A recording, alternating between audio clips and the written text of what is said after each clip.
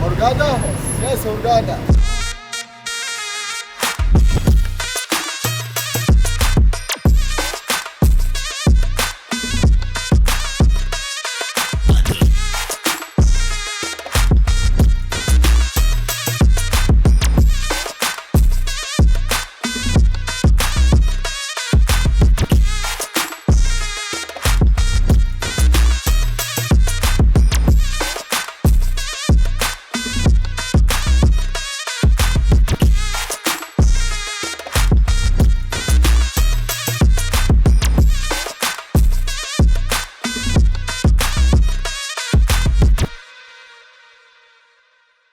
Египет – это страна, которую ежегодно посещают миллионы туристов, и с каждым годом это число только растет. Кого-то Египет влюбляет в себя сразу и вызывает дикий восторг, а кто-то уже на второй день отпуска говорит себе «больше никогда в жизни». Эта страна действительно умеет удивить, но далеко не всегда это удивление будет приятным. Многих Египет цепляет своим жарким климатом, теплым Красным морем с невероятным подводным миром, пальмами и золотистыми пляжами. Добавьте к этому приятный ценник, сотни отелей, работающих по системе «все включено», интересные экскурсии, в том числе и на культовые исторические достопримечательности, и мы с вами получаем страну с турбокурортами, прекрасно подходящими для семейного отпуска. Недаром Египет многие годы занимает первые строчки рейтингов выездного туриста среди стран СНГ и Европы. Люди, один раз полюбившие Египет, готовы возвращаться в эту страну снова и снова. Я лично встречал туристов, которые летают на отдых в Египет по 2-3 раза в год в разные сезоны. Да, в Египте можно отдыхать круглый год. Не без оговорок и нюансов, конечно, но в целом климат позволяет загорать и купаться в море и летом, и зимой.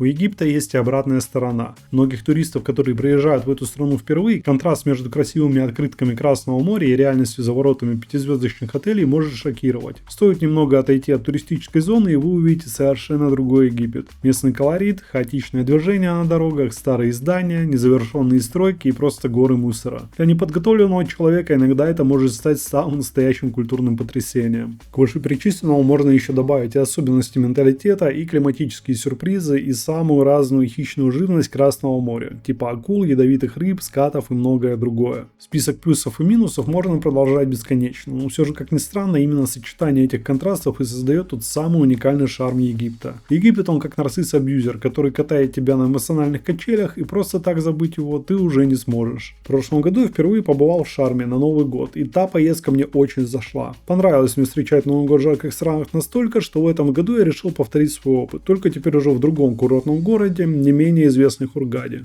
В этом видео я хочу сделать обзор Хургады таким, какой бы я хотел и сам посмотреть перед поездкой сюда. Здесь не будет ни магазинов, ни обзоров еды в ресторане отеля. Я хочу сконцентрироваться непосредственно на особенностях Хургады и отдыха на этом курорте. В этом видео я вам покажу самые главные туристические локации в городе, после мы с вами отправимся на экскурсии, посмотрим пустыню, море, пообщаемся с местными и заглянем в подводный мир. Какой-то выдающейся истории у Хургады нет. Это довольно молодой город, и, соответственно, исторических достопримечательностей, которые были бы хоть как-то интересны туристам, здесь тоже не имеется. Город компактный и предназначен прежде всего для пляжного отдыха, а это отели, теплое море и бесконечный египетский шопинг. Вот его главные составляющие. Удивительно, но несмотря на то, что население города составляет примерно 250 тысяч человек, и сам город выдвинулся вдоль моря на 40 километров, в черте города вы не встретите свободного выхода к морю. Вся первая линия в Хургаде занята либо отелями, либо стройкой, либо просто закрыта заборами. Поэтому посидеть или сделать красивую фотографию у воды можно только на пляже своей гостиницы, либо на одном из платных пляжей. Это определенно огорчит тех, кто рассчитывал гулять по Хургаде и созерцать красивые морские пейзажи. Море, если и будет где-то видно, то только через забор. Хургада – это город с одной центральной улицей, которая идет вдоль побережья, и от нее расходятся небольшие узкие улочки, по которым у вас вряд ли возникнет желание погулять. Тем не менее, если хочется прочувствовать атмосферу города и увидеть его живые места, в Хургаде есть несколько популярных локаций, куда можно выбраться. Их, честно говоря, немного, и можно пересчитать по пальцам одной руки, но как бы то ни было, раз имеются, надо вам их показать.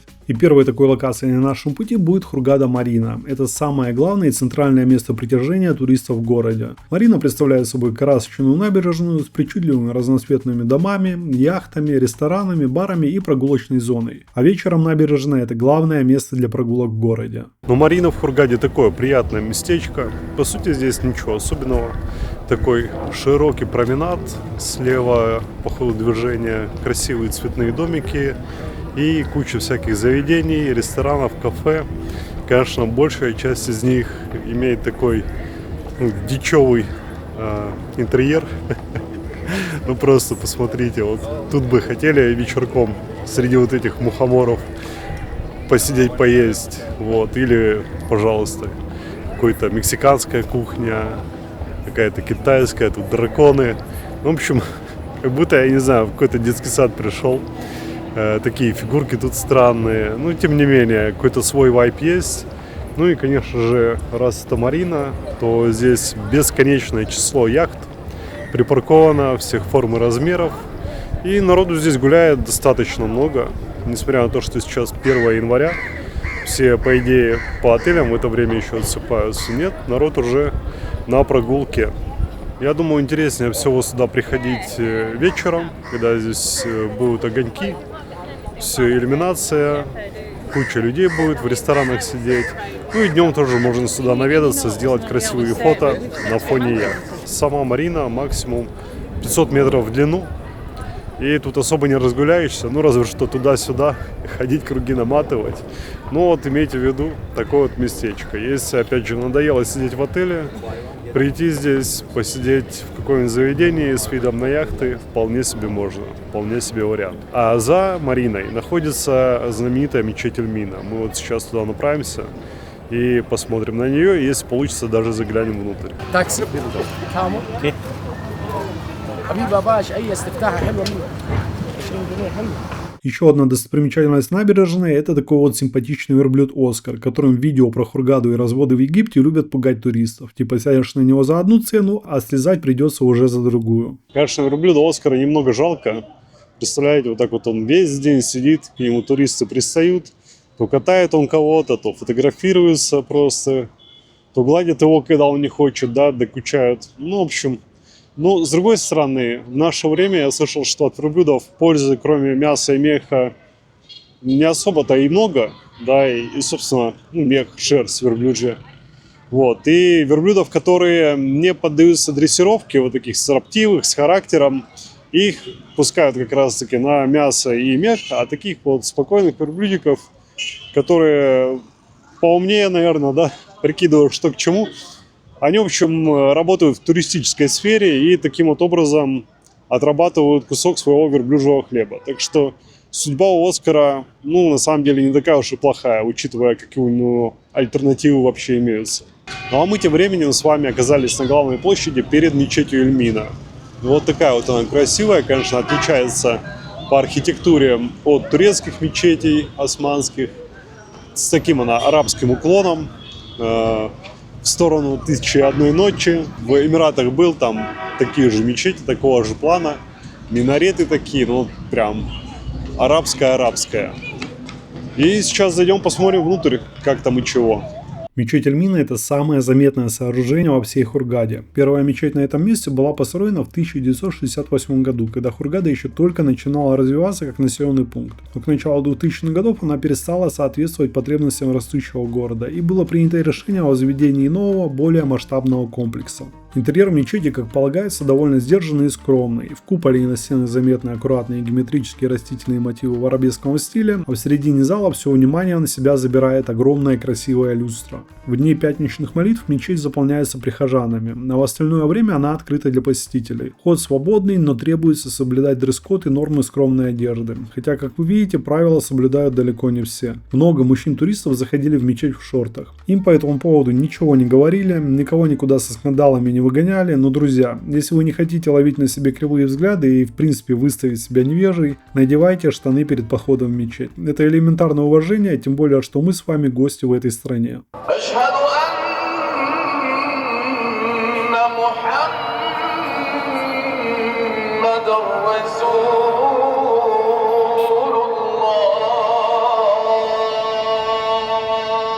Еще одна местная достопримечательность, которая находится рядом с Мариной и мечетью, это знаменитый рыбный рынок в Хургаде. Любители морепродуктов, рыбы и всего, что с этим связано, вам однозначно стоит сюда заглянуть. Морально готовьтесь к рыбному запаху. Конечно, глаза слезиться не будут, но в целом аромат чувствуется. Хотя как здесь будет летом, я не знаю. Рыба хранится на льду на прилавках, и вода стекает прямо на пол. Поэтому, если надумаете сюда идти, то лучше оставить пляжные шлепанцы в отеле и надеть нормальную обувь. Большинство прилавков похожи друг на друга, но ассортимент везде довольно разнообразный. Тут просто куча рыбы всех сортов и размеров. Тут вам и осьминоги, и угри, и креветки, и гребешки, и лобстеры, и многое другое. Ценников здесь, конечно же, нет, и конечная стоимость для вас рассчитывается индивидуально. И зависит она от степени вашего загара, умения торговаться, сбивать цену и, конечно же, от вашей настойчивости. Если вдруг что-то приглянулось, продавцы без проблем почистят и подготовят для вас рыбу. На случай, если вы живете в апартах и вдруг захотите приготовить ее себе сами. А если надумаете взять с собой в отель, то вам за небольшую доплату приготовят все, что пожелаете. Тут же на рынке находятся такие вот гриль-шопы, где все почистят, разделают, приготовят и запакуют. Можно даже овощей к рыбе прихватить или каких-то местных соусов. Сам я здесь ничего не покупал, поэтому если вы брали рыбу на рынке, поделитесь опытом и подробностями. Посоветуйте, что стоит брать, а что нет.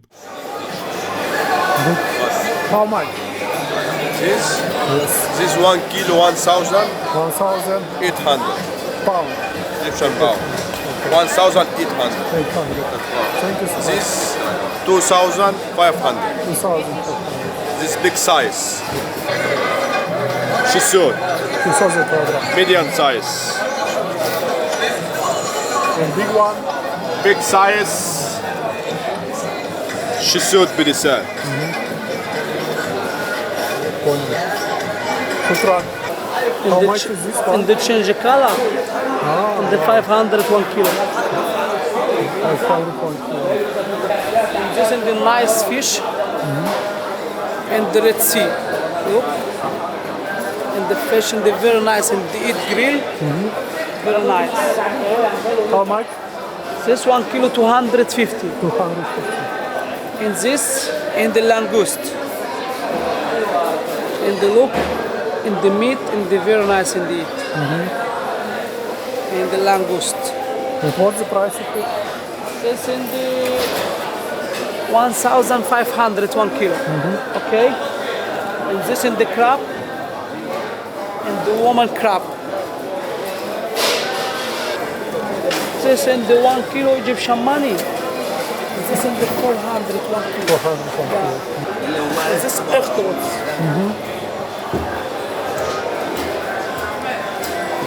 And the white. How much? this 10 دقايق كده ان شاء الله ربع ساعه. استريح انا اجي لك انا. This in the 1 kilo in the 500. In the best one, in the number one. Okay. What's the name of it? In the bagugai fish. Pagugai In fish. the parrot fish. I understand. Parrot fish. In the red sniper. And this in the grill and the fried and the very nice indeed. Hello. Taste one. Yeah, and the best one grill and the very very nice. And this fish eating the shrimps in the sea. In the look. And the catch. And the shrimps are small and the very nice in the eat. And you eat this, and you will never forget this fish. And this in the number one in the Viagra Red Sea. Viagra Red Sea? Yeah, this Viagra Red Sea. Еще наберите на заметку. And you eat to this, and you have a beautiful time and your wife. And the name Mahmoud. Mahmoud, Okay, nice to and meet this you, in the shop for me. 44. For me. Hey, man. You want to sit down and eat here, no problem. And you want to take away, no problem. You need in the delivery hotel, no problem. Everything is here in the for me. Okay? Thank you so much. You're welcome. See you. Have a nice day. Nice to meet you. Same to you. Bye. Друзья, ну а мы сейчас идем с вами по центральной улице в Хургаде, улице Шератон. Здесь чего только нет. И отели, и всякие магазинчики, и всякие лавочки, и закусочные, и рестораны. Ну, я не знаю, тут, по-моему, все, что угодно можно купить. Черта лысого и того можно найти. Ну, в общем, такая вот улица движовая. Не знаю, переходить ее можно полчаса. Мне кажется, я вот пытался кое-как на другую сторону попал, потому что светофоров нет, пешеходных переходов нет, и машины ездят постоянно. Спасибо. Ну и еще на этой улице вам постоянно будут предлагать всякую дичь, куда-нибудь зайти, чего-нибудь купить, что-то приобрести. Ну, в общем, такое. Классика египетская. А в Шератон упирается еще одна прогулочная улица Шерри-стрит. И здесь все то же самое, что и на Шератоне. Закусочные, магазины, на любой вкус и кошелек. Ну и, естественно, здесь много туристов гуляет, и улицу очень любят местные. Такой типа прогулочный променад. Все гуляют, кайфуют, парфюм предлагают. Thank you so much. Шикарно. Не хочу нюхать ничего. Ну, в общем, показываю вам обстановочку. Что на Шератоне, что на Шерри-стрит. Очень много местных на самом деле. Дети бегают. Ну, естественно, как и на Шератоне. Вам тут предлагают всякую хрень. То там парфюм понюхать, то там в лавку зайти, то что-то приобрести, либо просто дети подбегают, говорят: дай денег, дядя. Ну, в общем, такая обстановочка.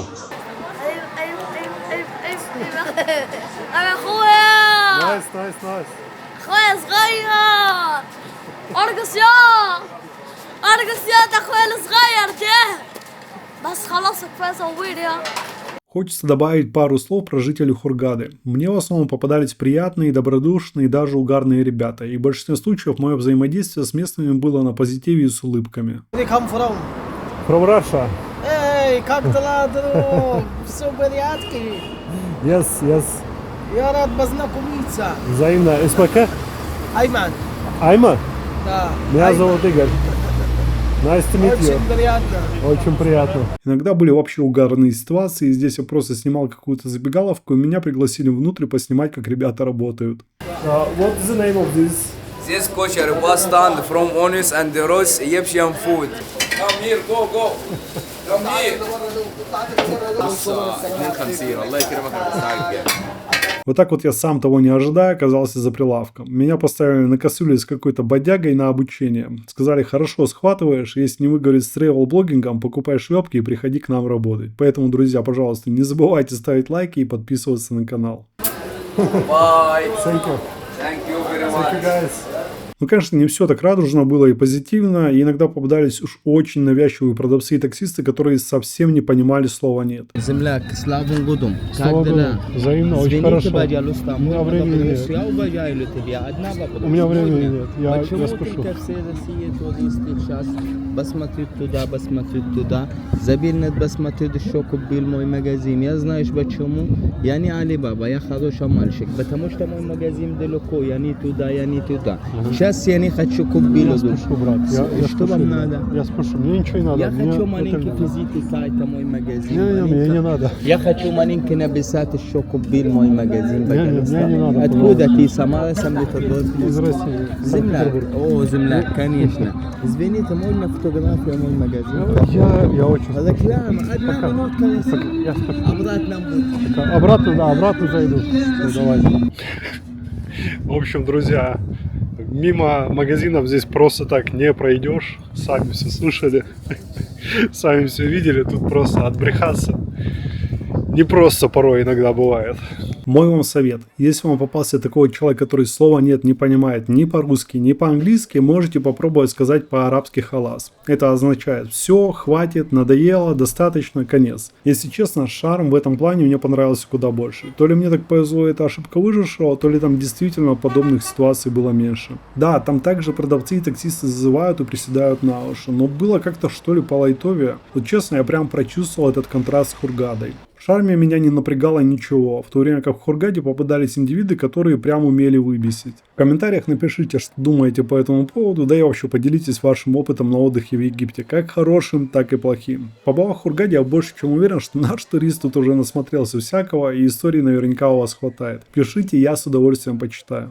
Но я думаю, что к этой минуте у вас более или менее сложилось впечатление о Хургаде и о том, что вас ждет, если вы направитесь на прогулку в город. По большому счету, именно в плане города Хургаде нечего предложить искушенному туристу. И, как вы уже поняли, мало кто едет в Хургаду ради барахла в ларьках и прогулок по Шератону. Выход в город зачастую это просто либо шопинг, либо просто своеобразный способ развлечься, когда уже отдых в отеле поднадоел и хочется чего-то новенького. Огромная часть туристов, прилетающих в Хургаду на отдых, вообще не видели ничего из того, что я вам показал. Для таких отдыхающих Хургада Хургада это белоснежные здания отелей с зеленой территорией, высоченные пальмы и синее бескрайнее море с пляжем и шезлонгами под зонтами. Многих трансфер забирает от двери аэропорта и высаживает у двери гостиницы. И такие туристы проводят весь отпуск, не выходя за пределы территории отеля. И из местных взаимодействуют только с персоналом. Люди купаются в море, загорают, вкусно едят, много лежат на пляже и улетают обратно домой загоревшие, отдохнувшие. И от того, что они ни разу не вышли в город, они в общем-то ничего не потеряли. В Хургаде много отелей находятся за пределами основного города, в таких отдаленных курортных уголках, как Макади-Бэй, Сахаль-Хашиш и Лигуна. И для отдыхающих в этих районах выход в город это целое мероприятие, на которое, если честно, можно и не тратить свое время.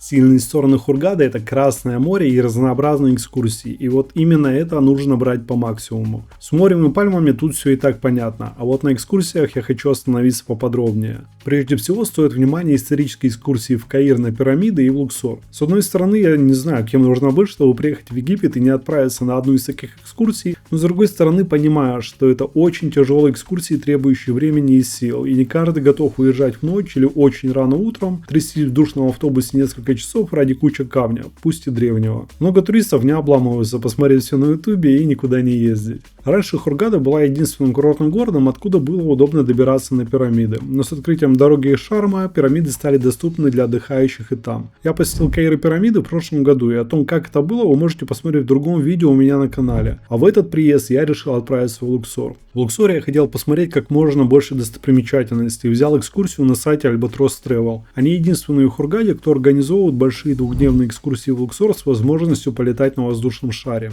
Друзья, это было целое приключение, которое заслуживает отдельного видео, поэтому подписывайтесь на канал, чтобы не пропустить. Впечатление у меня там море и будет чем поделиться. Если окажетесь в Хургаде, я настоятельно рекомендую сгонять на пирамиды или в Луксор. Это такие места, в которых нужно побывать хотя бы один раз в жизни. Ну а если история и камни не ваша тема, то в Хургаде есть классные экскурсии по месту, от которых и не устанешь, и оплаченный день в отеле вы не теряете. Я отправился в несколько таких экскурсий и постарался по максимуму для вас охватить весь список отдыха в Хургаде, который предлагают организаторы туров. Съездив в Луксор с компанией Albatross Travel, я решил коней на переправе не менять, и все последующие экскурсии я брал у них. Организация была нормальная, придраться в принципе было не к чему, поэтому я решил весь оставшийся отпуск откатать с ними. Друзья, все, что я буду рассказывать про экскурсии от этой компании, пожалуйста, воспринимайте как отзыв, а не как рекламу. Я все оплачивал из своего кармана, поэтому рассказываю вам все как есть и как чувствую. Честно расскажу, что было хорошо, а что не очень. А вы уже там сами примете решение, надо оно вам или нет. И первая экскурсия, на которую я хотел отправиться, это катание на квадроциклах. На мой взгляд, это обязательно нужно сделать, если вы оказались в Египте. Мало в какой стране можно покататься столько времени за такой ценник, так еще и мало где это можно сделать практически без ограничений. В вашем распоряжении целая пустыня. Катайся не хочу.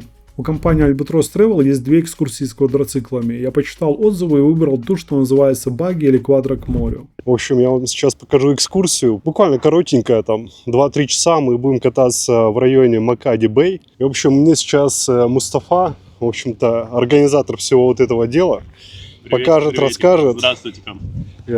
расскажет, какие вообще здесь возможности есть для покатушек. Давайте я вам объясню. Наша экскурсия будет 2 часа, катание по пустыне и по берегу моря. Там такие классные пещеры, скалы туда, тоже мы туда идем. Очень красивые места, которые вы будете увидеть. Начинается нашим экскурсием либо на квадроциклом, либо на багги. У нас есть и квадрик, и есть багги. И потом мы вам рассказываем, как кататься на квадроцикле. Квадроциклы автоматическими.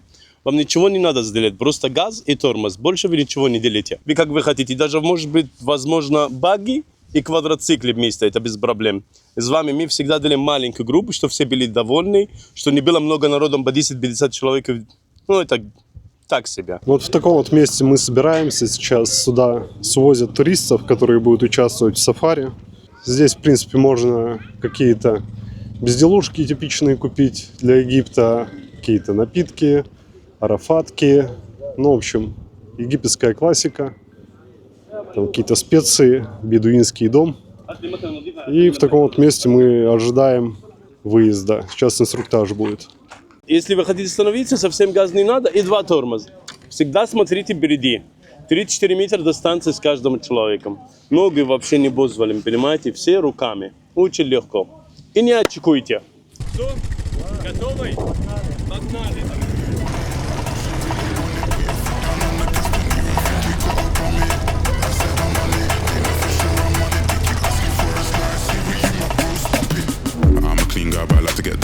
that one time doing up birdie. I'ma make sure all of you heard me and show one them so no mercy. I knew my thing from early, catch me in the bars and cups like Jersey. Chips and chicken, call me no jerky, turkey teeth, they're coming up early. Man, I've just been on my journey. They asked me where I'll be in 10 years. That man there said not to worry, said that thing and I said that firmly.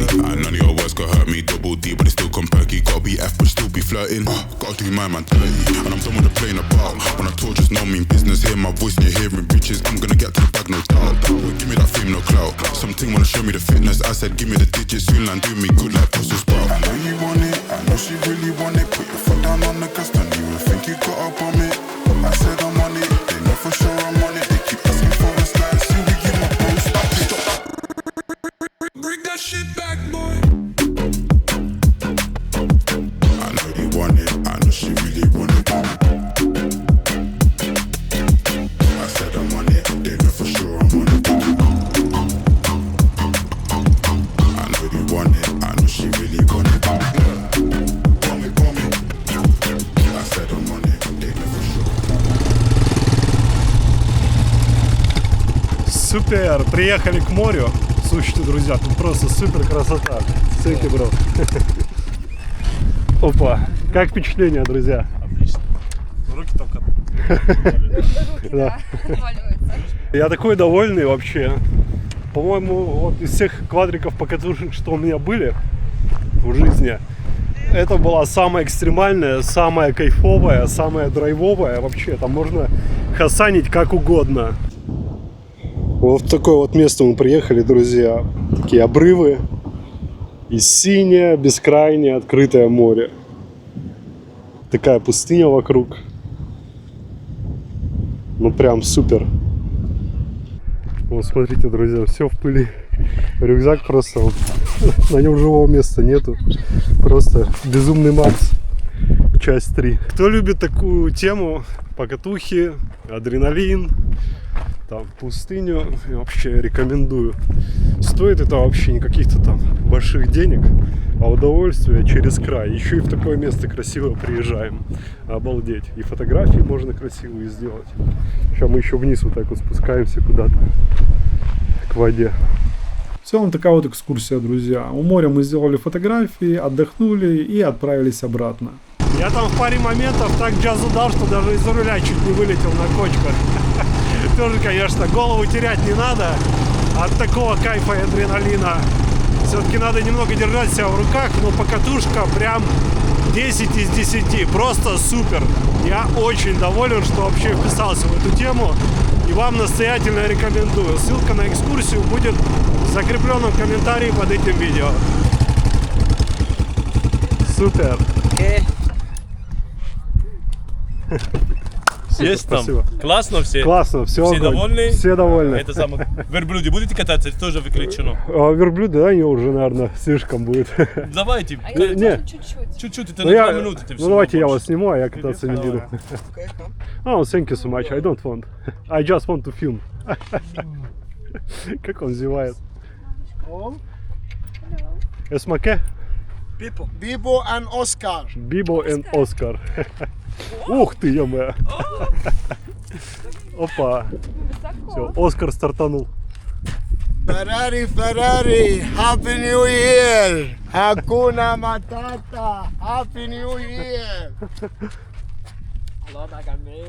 Ferrari, Ferrari, Happy New Year! Отклоняйся назад, он сейчас вперед будет нагибаться. Да. Опа, ага, держись, держись. Опа. Все, приземлились. Ну и как? Все, супер, Довольны супер, все? да, спасибо вам большое. Это самое главное, брат мой. Я очень Надеемся, доволен. что еще увидимся. Да, обязательно, спасибо. Давай. Друзья, это просто лучшая покатуха во всей Хургаде. Я очень доволен. Да, спасибо. Я решил пойти прогуляться после покатушек на квадроцикле. Ну и подумал, что Рафатку снимать. Пойду так по приколу погуляю. И я, в общем, обнаружил, что мне никто не сигналит в таком прикиде. Никто никуда не зазывает. Таксисты мимо проезжают с покерфейсом. В общем, это местный камуфляж такой. Если хотите затеряться, вот он, пожалуйста, пример прикида. И вас в Хургаде вообще никто не трогает. Такой вот лайфхак берите на заметку. Сегодня 2 января. Ну, наконец-то увидел эту погоду зимнюю, ветреную, о которой все говорят в Хургаде. До этого целую неделю вообще штиль был. Просто не ветерка, погода супер идеальная. Несмотря на то, что сейчас плюс 21, плюс 22 градуса в тени, ветерочек чуть-чуть прохладный, в майке немножко некомфортно, хочется куртку накинуть. Ну а так в целом я не сказал бы, что там что-то криминальное вообще в этом ветре сегодня есть. Люди, смотрю, тоже так чуть-чуть приоделись, но в целом я и на пляже сегодня видел, народ купается, как бы в воде ветер не дует, всем нормально. Загорать, конечно, немножко, наверное, некомфортно сегодня. Ну а я отправляюсь сейчас на экскурсию за город. Она как-то там называется, какая-то новая экскурсия, говорят. Что-то там с оазис, с посещением там бедуинов и гранитного каньона. Ну, в общем, на название у меня вообще память плохая. Экскурсия на полдня. После обеда нас должны забрать. Ну, как нас с вами. И мы поедем, посмотрим, что там вообще интересного эта экскурсия предлагает. А вот это, кстати, улица Мамша. На ней находится тоже очень много отелей. И вот для прогулок, мне кажется, оно больше всего подходит в этом городе. Тут меньше всего зазывал. Конечно, здесь есть магазинчики, там будут вас сюда приглашать, но, как видите, здесь народу особо немного. И вот для погулять самое оно. Вот такая вот она улица Мамши, друзья. Достаточно протяженная на самом деле. Тут, как обычно, египетская классика, ларечки, магазинчики. Ну и променад такой широкий, разгуляться есть где на самом деле. Мне кажется, самая длинная прогулочная улица в Хургаде. Так что имейте в виду. Вот тут, кстати, вообще в этой части очень интересно украшено. Так, отели, видимо, постарались. Надо будет сюда приехать вечером погулять. Здесь Мамша стрит. Это такая вот Мамша улица, большая, длинная. И вот в нашей части так немножко пустовато. А здесь прям очень интересно было. Надо будет посмотреть на вечернюю иллюминацию сегодня. Вот так вот, да, Мамша, она очень длинная улица. Так, друзья, ну мы на месте загрузились в джип.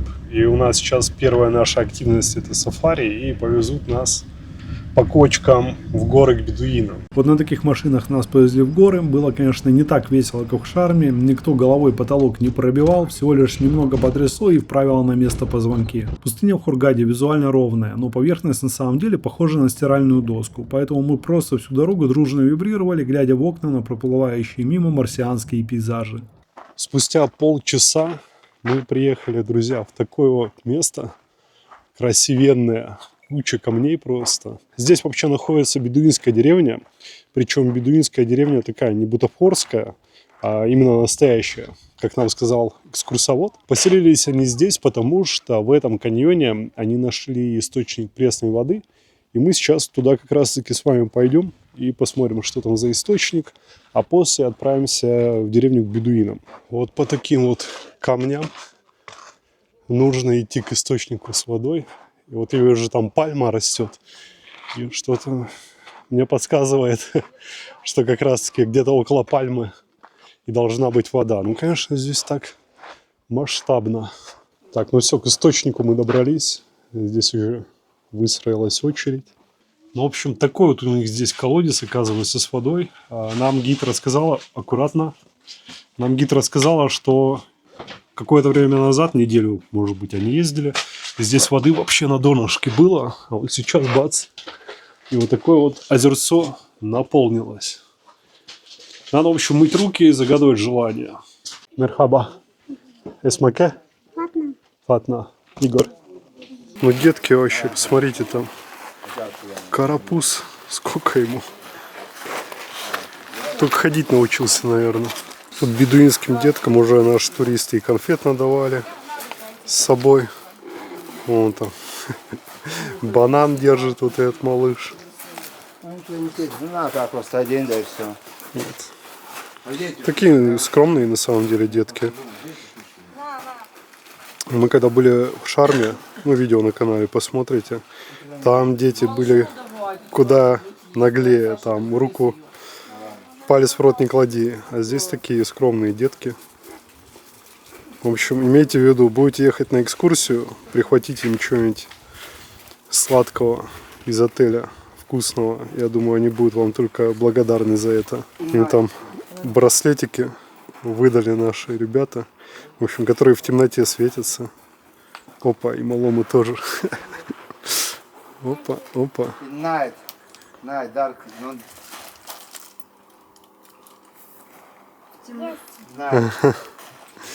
Дали им браслетики, которые светятся в темноте. Но я думаю, они сегодня ночью разберутся. Опа, все, пошли. Причем гид нам сказал, что это вообще первый раз, когда дети к туристам вышли. До этого они осмеливались там, в основном у себя в деревне, они тусовались, близко не подходили. Так, а вот здесь вот у них прям колодец с водой глубокий, я так понимаю. Сейчас заглянем внутрь. Ничего себе, такой прям, как будто бы там метров 10 есть. Так, ну, где бедуины воду пьют, мы с вами разобрались. А теперь направляемся непосредственно к ним в деревню. Не вот таких вот деревьев. Конечно, выглядит это все суперски, необычно. Наш гид сказал то, что эти люди вообще жили такой закрытой общиной до этого. И не так давно они типа с ними договорились, чтобы сюда возить туристов. И женщины не показываются, выходят только мужчины. Ну и вот детки еще вышли. Такая вот история. Бедуины – хранители пустыни и потомки древних кочевых племен, которые веками жили среди этих суровых, но по-своему красивых пейзажей. Их жизнь всегда была тесно связана с песком, верблюдами и умением выживать там, где, кажется, вовсе и нет жизни. Некоторые из племен по-прежнему ведут полукочевой образ жизни, а другие осели в деревнях и оазисах, сохранив уникальную культуру и традиции. Несмотря на несколько романтизированный образ кочевников пустыни, жизнь бедуинов сегодня намного более разнообразна, чем те же 20-30 лет назад. Сегодня некоторые семьи и племена интегрировались в современные реалии и работают гидами, проводниками и организаторами пустынных туров. Некоторые занимаются ремеслом, делают украшения, ковры, керамику, а часть бедуинов продолжает традиционное животноводство. А вот здесь вот бедуины живут. Вот такие вот у них дома. Тут нас уже козы вышли встречать. Самая хулиганистая.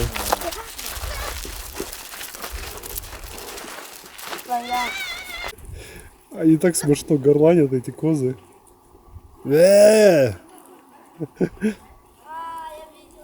Мясо и молочка у них свои, держат коз и верблюдов. Муку и овощи покупают на заработанные деньги, в том числе и от продажи верблюдов. Дети в школах в основном не учатся и, вырастая, продолжают традиционный уклад бедуинской жизни. При этом бедуинские племена остаются удивительно сплоченными. Семейные и племенные связи до сих пор играют огромную роль, и живут они по своим негласным законам, неписанным нормам поведения и обычаям. Точное число бедуинов не знает никто. По разным оценкам, сегодня в Египте их проживает около 900 тысяч. У половины нет паспортов, а с учетом того, что часть из них постоянно кочует, узнать точное количество не представляется возможным.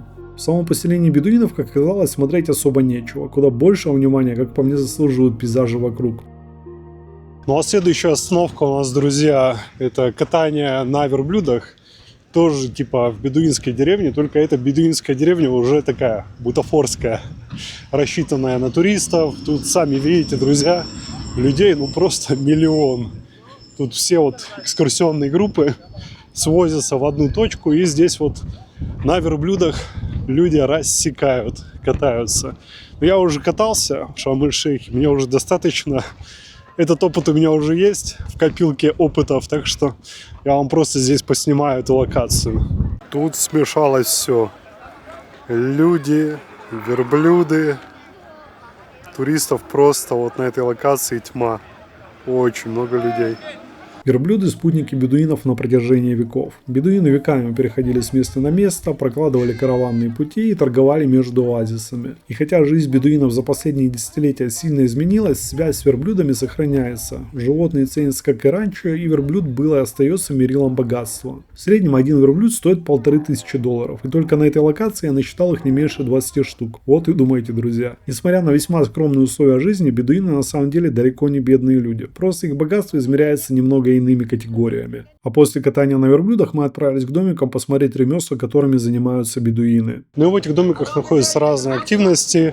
Кто там показывает, как они плетут там сумки, всякие ткани. Вот здесь вот, например, пекут лепешки бедуинские, можно попробовать. Время поджимало, и наш гид хотела привести нас на последнюю локацию до захода солнца. Поэтому, как только все накатались и посмотрели, что происходит в этих импровизированных постройках, мы погрузились в машину и отправились дальше. Ну и заключительная часть нашей экскурсии. Мы сейчас будем подниматься на гору, чтобы проводить закат. Наш гид знает тут какую-то особенную гору. Там вообще вот на том месте, где на верблюдах катаются, вот на соседние горы там в основном все и поднимаются. А нас гид привезла на какую-то особенную гору, с которой, я надеюсь, будут особенные виды. Но виды тут и так, конечно, друзья, просто супер. Самый настоящий Марс. Вот. И сейчас вот отправляемся наверх смотреть на всю эту красоту сверху. Если поедете на эту экскурсию в зимнее время, то я рекомендую прихватить с собой головной убор или хотя бы кофту с капюшоном, потому что вечером в пустыне может дуть сильный ветер. Лично я в тот момент от шапки бы не отказался. Ну вот, друзья, конечная точка нашей экскурсии. Поднялись мы на гору, и вот с такими вот видами вокруг, на пустыню, на горы египетские, провожаем закат.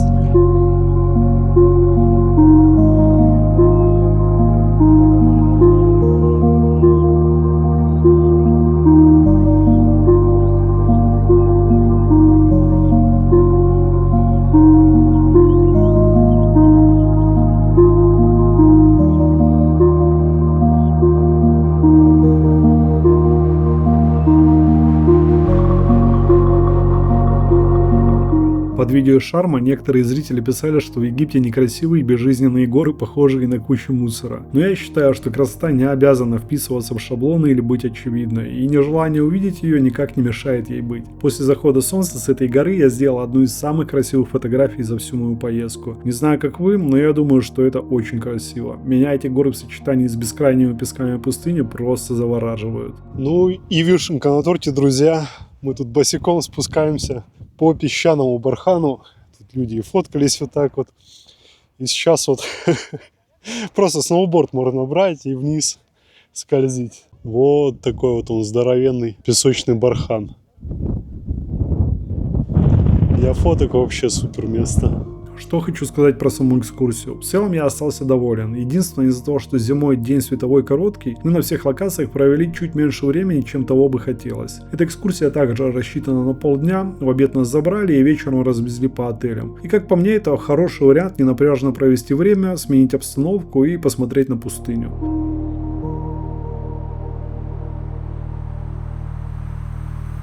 Ну а на обратном пути я попросил высадить меня пораньше, чтобы пройти до своего отеля пешком по улице Мамша и заодно вам показать, что здесь интересного. Вот по ощущениям, друзья, улица Мамша — это самое приятное место в Хургаде для прогулок.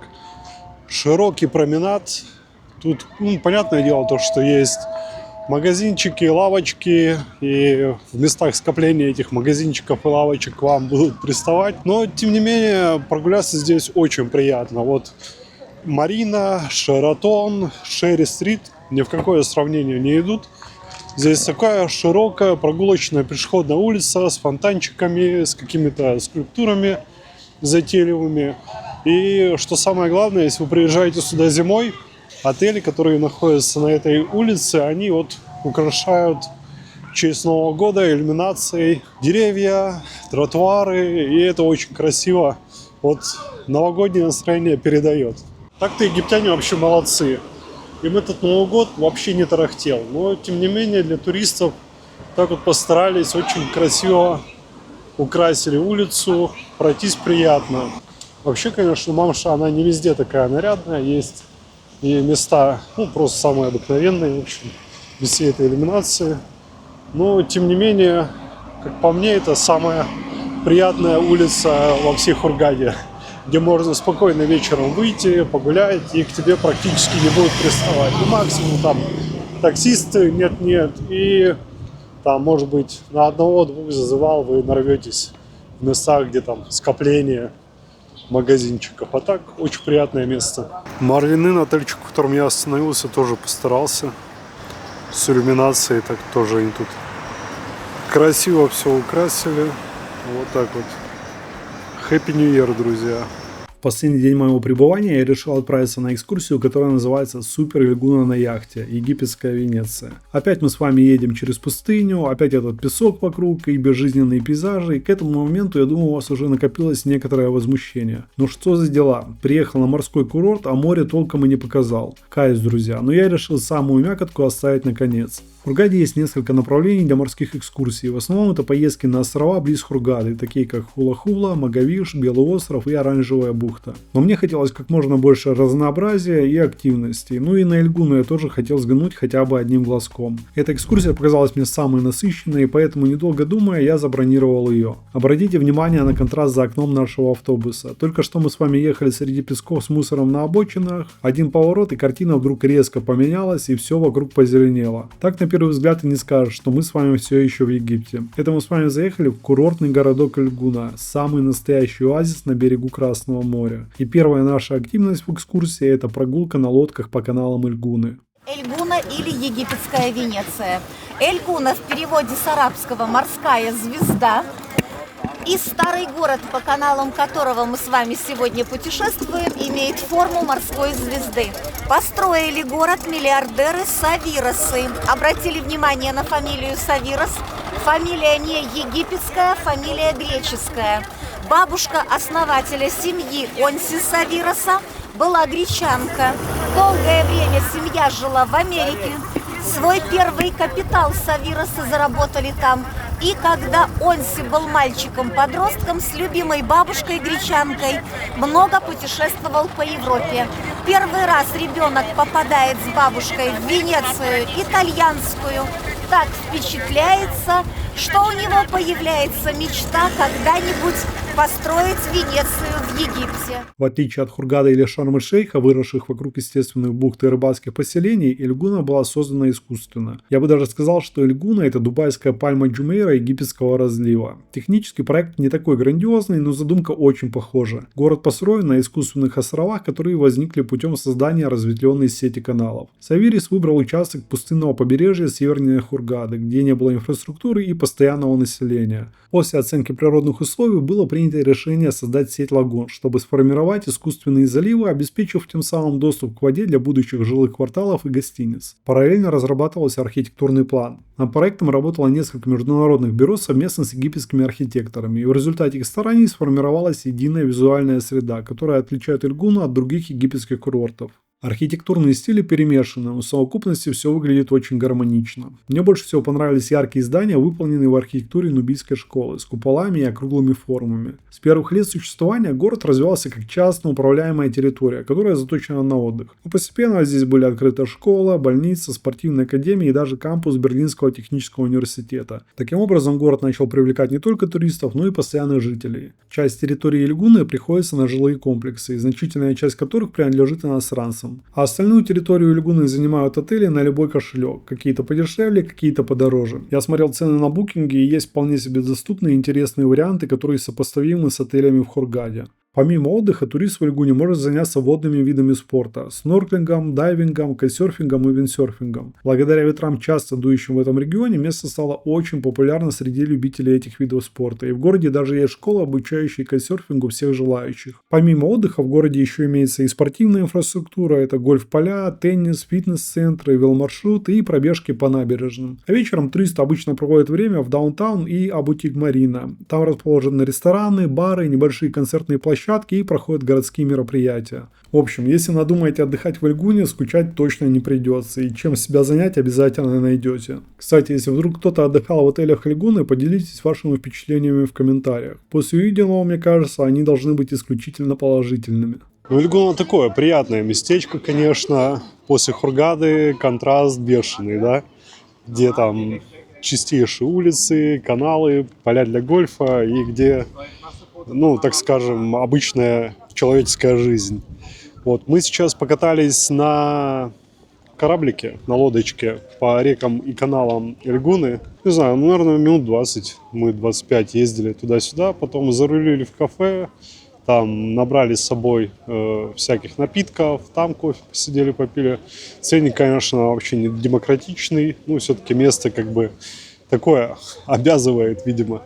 Вот, и сейчас ждем людей, собираемся и отправляемся на яхту. Дальше у нас по программе будет морская экскурсия. Эльгуна такой ночной город, здесь движ, говорят, вечерний. Ну не знаю, вечером я здесь не окажусь. Кто был, расскажите в комментариях, так ли это. Друзья, ну после Эльгуны нас привезли в такое живописное место. Отсюда мы будем отправляться в морское приключение, морское путешествие. Должно быть очень красиво. И здесь такая территория тоже прикольная.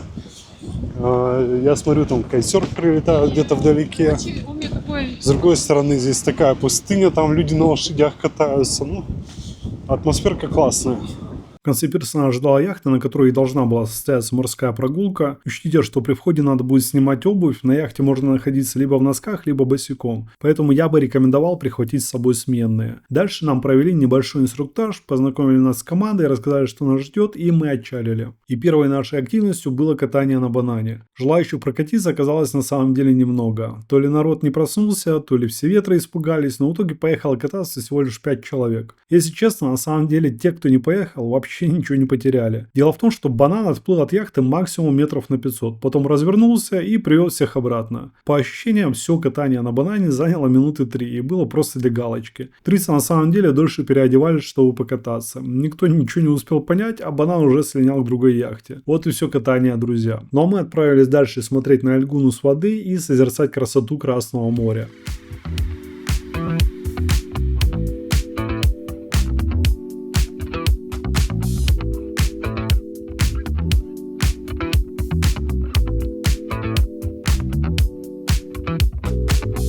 Друзья, первый раз я отправляюсь в морскую прогулку в пуховике. В открытом море ветер дует довольно ощутимый, немного прохладный. И такая вот у нас морская прогулка немного освежающая получилась. В общем, если зимой надумаете отправляться в какое-то подобное приключение, обязательно берите с собой теплые вещи. Я вот взял легкий пуховик, который у меня был. Вот на мне худи. И, если честно, вообще ни разу не пожалел. У нас по плану будет остановка для снорклинга и будет еще батискаф. Вода необыкновенного цвета, вообще такого лазурно-изумрудного, синего, непонятного, в общем. Очень красиво. Мы сейчас еще остров какой-то проплываем красивый. О, уже и обед у нас. Ну вообще супер. Вот такой вот у нас обед, друзья. Здесь шведский стол, салаты, креветки, еще какая-то штука. А что это такое? Рыба. А, рыба. Креветки и мясо. А, мясо, рыба. Ага. Здесь у нас рис и макароны, картошка. Все, понял. Спасибо.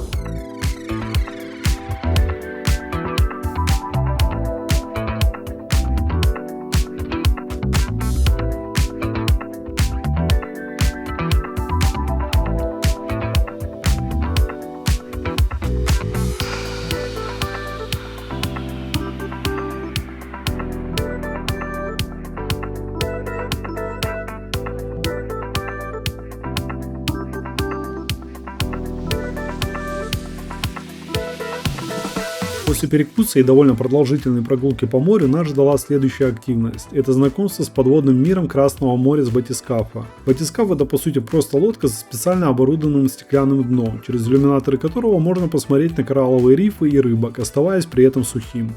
Уважаемые гости, мы еще только подходим к коралловому рифу. Если у вас есть желание, я вам расскажу о Красном море.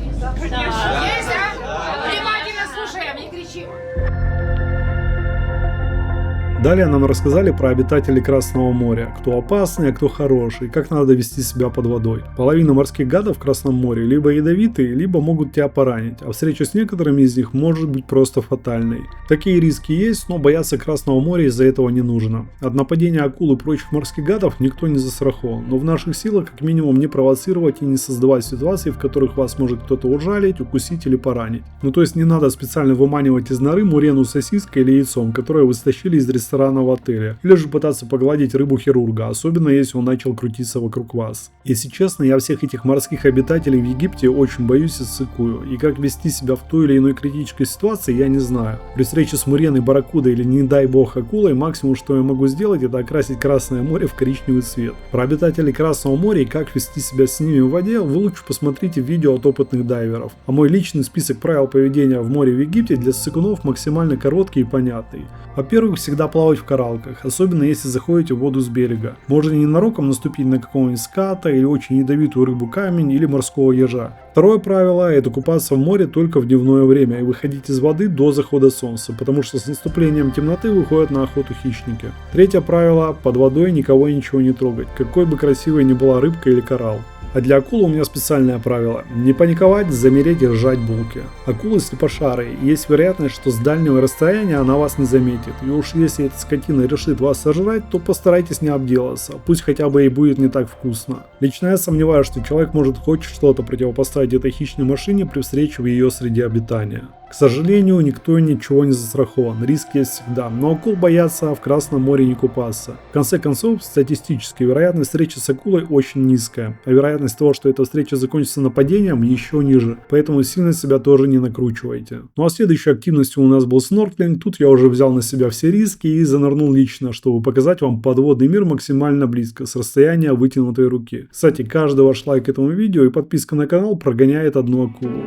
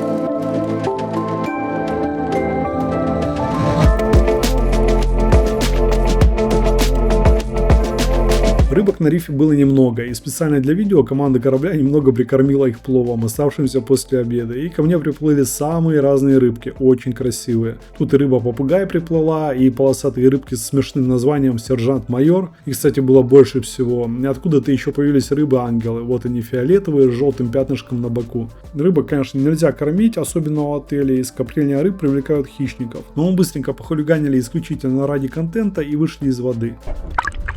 Друзья, вода вообще огонь. Просто супер. Супер. Ух ты, вон он там, вдалеке. Обалдеть. Дельфинишки.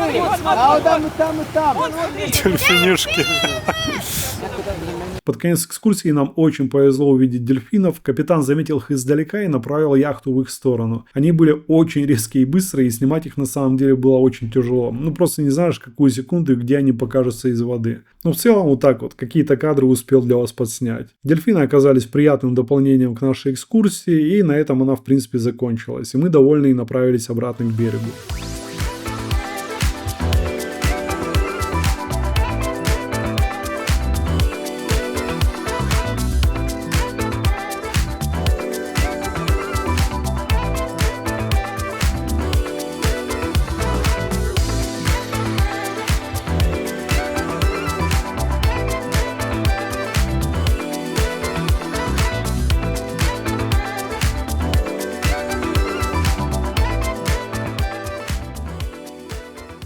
Ну вот такая вот экскурсия, друзья. Просто супер. Мне все очень понравилось. Ветер вообще не помеха. Одеваться главное потеплее. И все будет балдежно. Куча активностей. Подводный мир обалденный. Рыбки Вообще очень доволен, что решился искупаться, понырять. И несмотря на то, что приболевший немного, кайф. Ну и в конце видео я хочу поговорить про погоду, про отель, в котором останавливался. Ну и, конечно, подвести итоги и рассказать про мои общие впечатления от Хургады. Коварство зимнего Египта. Днем погода шикарная просто. Сейчас 30 декабря и градусник показывает плюс 21 градус в тени. На солнце по ощущениям все 25. Ветерка нет. Тут листик не колыхнется. Ну, просто сказка. Идеально для отдыха. Но в зимнее время температура воздуха очень резко опускается с заходом солнца. И там буквально с каждым часом на 2-3 градуса порой падает. Вот. И я на экскурсии в Луксоре, которая была просто шикарная, 2 дня. В первый день вечером пошел посидеть, перекусить на берегу Нила. Ну, там все расскажу, покажу в отдельном видосе. И, видимо, не подрасчитал, как одеваться, потому что выходил из отеля. Было, ну, нормально.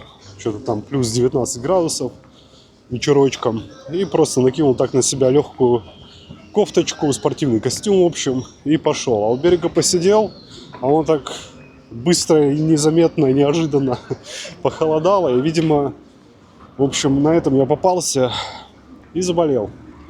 Второй день экскурсии прошел вообще на морально-волевых, когда, знаете, вот это вот самые первые симптомы, когда у тебя там дерет горло ужасно, ты там соплями умываешься просто. Вот так вот первый день прошел, но сегодня чуть полегче. И я вот хочу сейчас подлечиться немножко. Сегодня такой день отдыха, пойти нахватить в аптеке чего-нибудь спасительного. Взял Strepsils, но он уже заканчивается. Возьму еще побольше.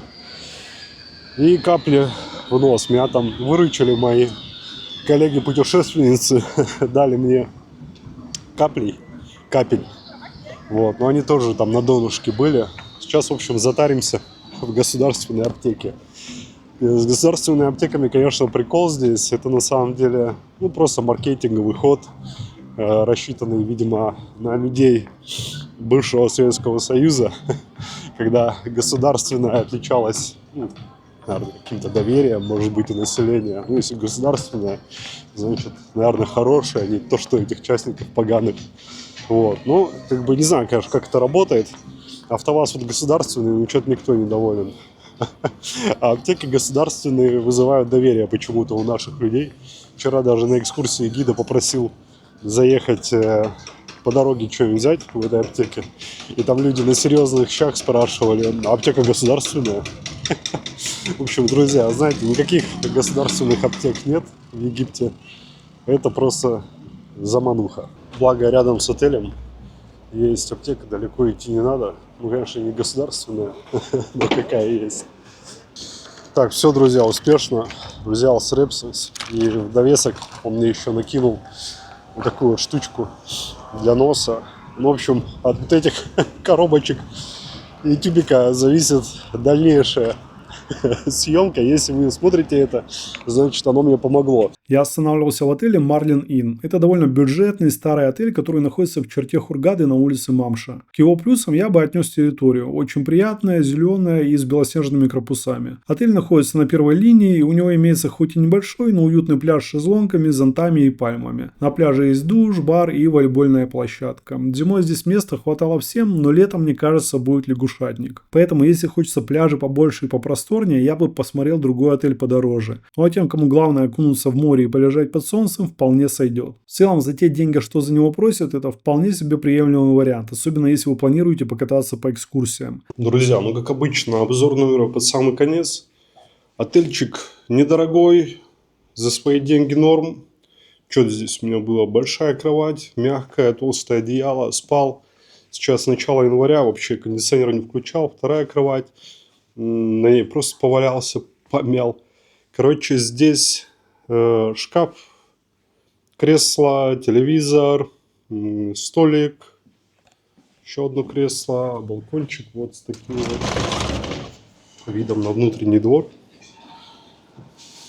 Так вот, пау. Можно туда смотреть. можно сюда смотреть. Но у меня немного было шумноватое расположение из-за того, что рядом ресторан был. И люди там громко разговаривали, допоздна сидели. Но из плюсов в номере ловил Wi-Fi. Да, здесь Wi-Fi на лобби только. В номерах, я так понял, его не особо есть. В целом, отель за свои деньги вполне себе. У них, я приезжал на все включено. Как бы еда такая, столовская. Сейчас вот фотки покажу. Самая обыкновенная еда, без изысков каких-то. Когда-то было повкуснее, когда-то было так себе, удачные и неудачные дни. Вот. Но в целом, как бы я его брал, потому что я хотел гонять на экскурсии, там в Луксор уезжал на 2 дня, вообще меня здесь не было. Смысла что-то дороже брать не было. В целом, отель за свои деньги весьма достойный, на первой линии. Пляж вы видели, как бы норм. Вот. На ютубе много обзоров, где прям в каждый уголок заглядывают, можете их глянуть. В целом, опять же, для бюджетных путешественников вполне себе хороший вариант. Могу рекомендовать. Отель работает по системе «все включено». Завтраки были однотипные, обеды и ужины поразнообразнее, и повара чередовали кухни изо дня в день. Как я уже сказал, в какие-то дни было повкуснее, поудачнее, а в какие-то не очень. Но голодными вы точно не останетесь. В один из дней на раздачу были котлеты с пюре, вот это было классно вообще. Я чуть не разрыдался от того, что смог съесть только 2 порции, настолько это вкусно было. Анимация в отеле – это чисто сны при температуре 40. Я когда после бессонной ночи в самолетах ждал заселения в лобби, вдруг завалился этот табор и началось представление, подумал, что у меня фляга засвистела. Пикачу, горилла, дудки, барабаны, что происходит вообще? Другой день вот такое представление было. В целом ничего особенного, но было весело, и настроение туристам аниматоры поднимали как могли.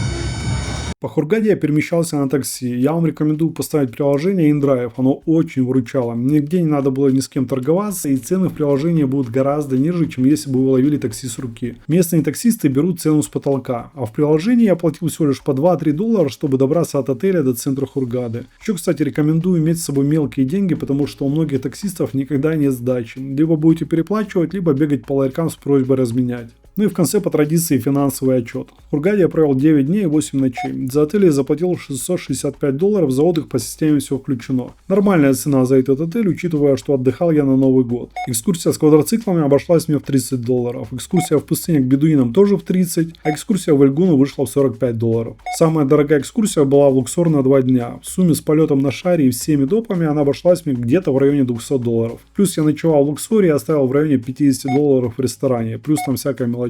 Итого, в сумме на экскурсию у меня ушло порядка $370. Про поездку в Луксор расскажу в отдельном видео, это были просто супер впечатления. Обязательно подписывайтесь на канал, чтобы не пропустить. Но в основном больше ни на что в Хургаде денег я не тратил. По городу были только мелкие поездки на такси, а ел я в основном в отеле. Была мысль пойти в какой-нибудь рыбный ресторан, но в эту поездку как-то не сложилось. Перелет с пересадкой через Стамбул тоже дороговато получился на Новый год, билеты вышли в районе $400. В сумме на весь отдых со всеми расходами я потратил примерно $1500 на одного. Дорого это или нет, пишите в комментариях, что думаете по этому поводу. Деньги я, кстати, почти не менял. По прилету я в аэропорту разменял $50 в банкомате на мелкие расходы типа такси или купить воды, а так в основном везде платил долларами. Хотя если вы планируете шопиться и активно ходить по ресторанам, тогда бы я рекомендовал побольше денег поменять в точках обмена валюты, потому что у египтян будет свой курс доллара на месте, который не всегда будет в вашу пользу. Кому же подойдет отдых в Хургаде? Я думаю, что в первую очередь семейным людям, особенно с детьми и тем, кто любит отдыхать, не покидая территорию отеля. Также Хургада подойдет тем, кто хочет на день-два съездить в Каир или Луксор. В этом плане Хургада идеальное место, где можно отдохнуть у моря в перерывах между тяжелыми историческими экскурсиями. Ну и конечно же Хургада зайдет тем, кому уже просто сочертела зима и уже хочется под пальмой и на солнце, к синему морю, на все включено и не думать ни о чем.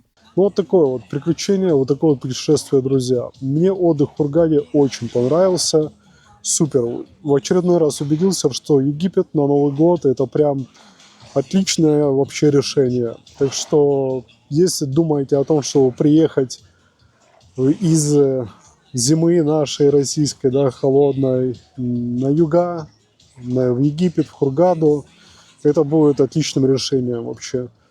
Меня пугали тем, что будут вот эти вот холодные египетские ветра, которые начинаются там в декабре. Не знаю, то ли мне так повезло, то ли оно как-то не так страшно, то ли, ну, вообще погода это такая вещь рандомная, но у меня за все время было 2 ветреных дня. И то вот этот ветреный день сегодняшний, это было открытое море. Ну, там довольно часто ветра дуют. А так ветер поднялся немного вчера, и то так, ну, легкий бриз, я бы сказал, морской. А до этого просто штиль был. Я здесь ходил, кайфовал, меня вообще прям нежила Хургада изо всех сил. Ну, в общем, пора закругляться. Сейчас в конце видео появятся ссылки на видео из Луксора и из Шарм-эль-Шейха прошлогоднее. Посмотрите обязательно, я тоже постарался сделать интересными эти 2 видео. Плюс еще есть на канале видео из Каира, экскурсия на пирамиды, тоже, если не смотрели, гляньте. Ну а что, с вас лайки, подписка, комментарии и до скорых встреч в новых путешествиях. Пока-пока.